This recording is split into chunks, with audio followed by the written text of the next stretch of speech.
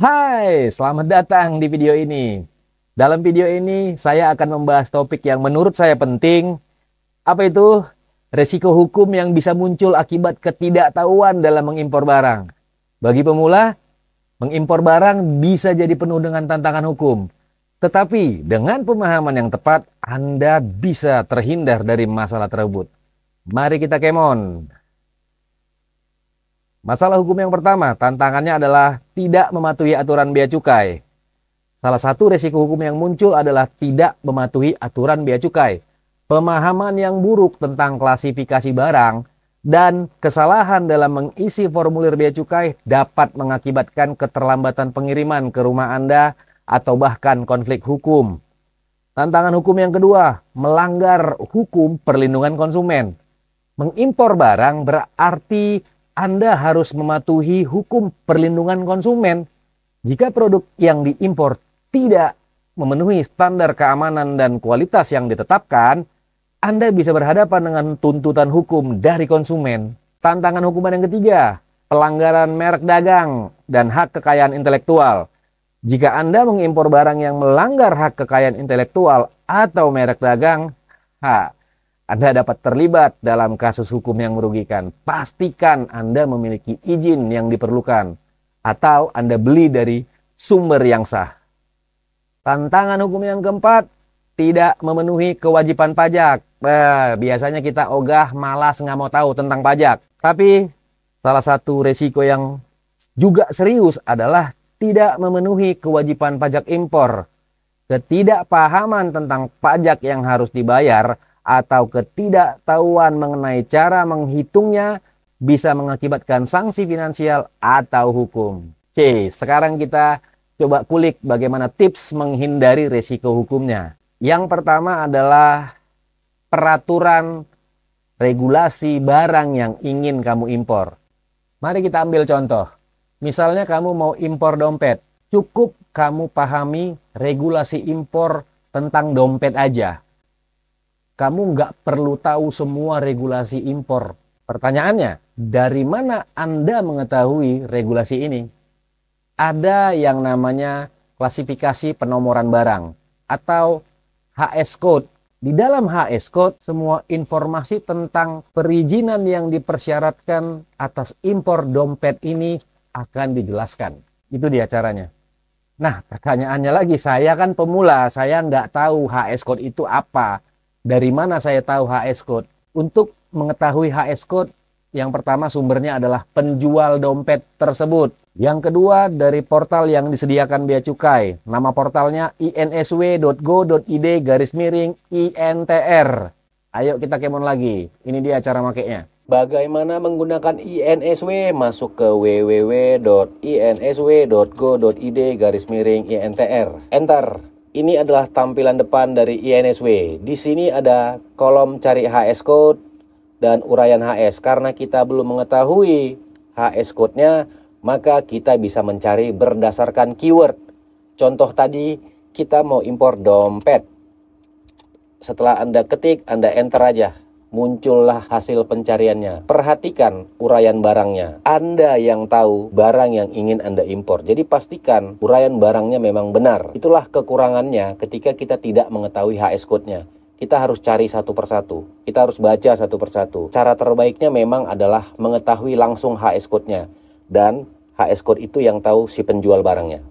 Kita anggap ini dompetnya. Di bagian kanan Anda lihat detail. Anda klik detail. Setelah Anda klik detail, muncul informasi seperti ini. Ada uraian barang, ada informasi tarif, ada satuan wajib, ada tarif preferensi, ada regulasi impor, ada regulasi ekspor, dan ada catatan. Perhatikan, ketika Anda ingin mengimpor produk ini, Anda akan dikenakan bea masuk sebesar 5%, dikenakan PPN 11%, dikenakan PPh 2,5% dengan API, 7,5% tanpa API. Kemudian Anda juga diwajibkan untuk memenuhi dokumen persetujuan impor produk kehutanan. Regulasinya berdasarkan Peraturan Menteri Dalam Negeri Nomor 20 Tahun 2021, Jungto Permendak Nomor 25 Tahun 2022. Produk ini tidak bisa diimpor bebas. Produk ini adalah produk lartas. Jadi kalau Anda mau mengimpor produk ini, persiapkan persetujuan impor produk kehutanannya. Inilah cara menggunakan INSW untuk mengetahui regulasi terkait barang yang ingin diimpor. Inilah cara menggunakan INSW untuk mengetahui besaran tarif yang dikenakan atas sebuah produk impor. Jadi guys, ketika kamu sudah mengetahui regulasi impor atas produk, atas barang yang mau kamu impor, kamu sudah terbebas dari masalah hukum. Berikutnya apa? Kamu harus tahu menghitung bea masuk dan pajak dalam rangka impor. Kamu harus tahu besaran tarif bea masuknya. Kamu harus tahu besaran tarif pajak impornya. Pajak impor, PPN impor, dan PPh impor. Dari mana saya tahu besaran tarifnya? Dari INSW. Tadi udah lihat kan? Udah. Kamu harus tahu cara menghitung bea masuk dan menghitung pajak dalam rangka impor. Yuk kita exercise. Gini nih cara ngitung bea masuk dan pajaknya. Yuk kita coba menghitung bea masuk dan pajak dalam rangka impor. Katakan kita sudah memiliki persetujuan impor atas produk kehutanan. Jadi kita mau mengimpor dompetnya. Harga barang dalam satuan US dollar 5 US dollar. Jumlahnya 100 pieces.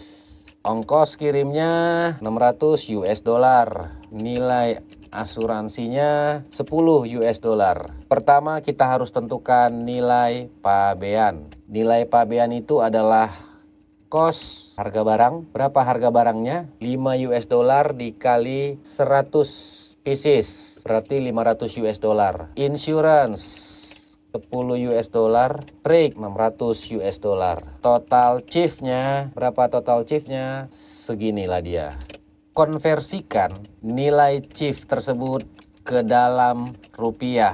Anggap 1 US dollar sama dengan 15.000 rupiah. Berarti nilai pabeannya total chief dikali 15.000 rupiah. Nilai pabeannya 16 juta. Dari nilai pabean sudah bisa ditentukan bea masuk. Bea masuk tarif dikali nilai pabean. Tarif bea masuk berapa? Tadi tarif bea masuknya sebesar 5% di INSW. Berarti besaran bea masuknya tarif dikali nilai pabean.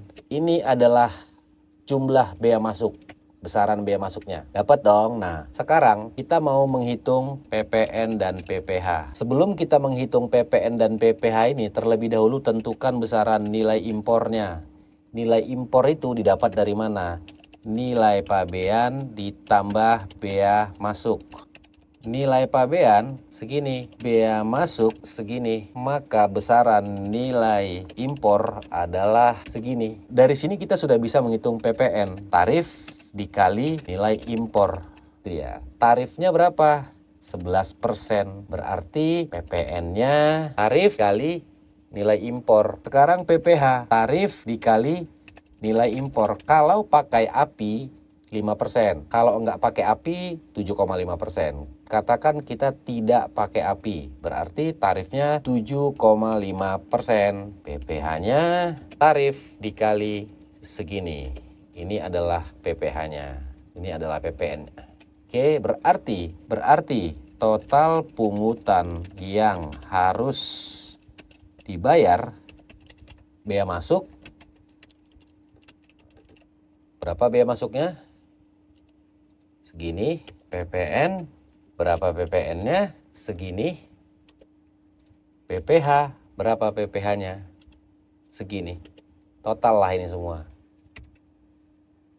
Inilah total pungutan yang harus dibayar.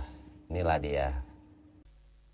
Clear guys, jadi kalau kamu sudah mengetahui regulasi impor, sudah mengetahui cara menghitung bea masuk dan pajak dalam rangka impor, kamu terbebas dari masalah hukum. Be smart, be logic. Salam pebisnis impor.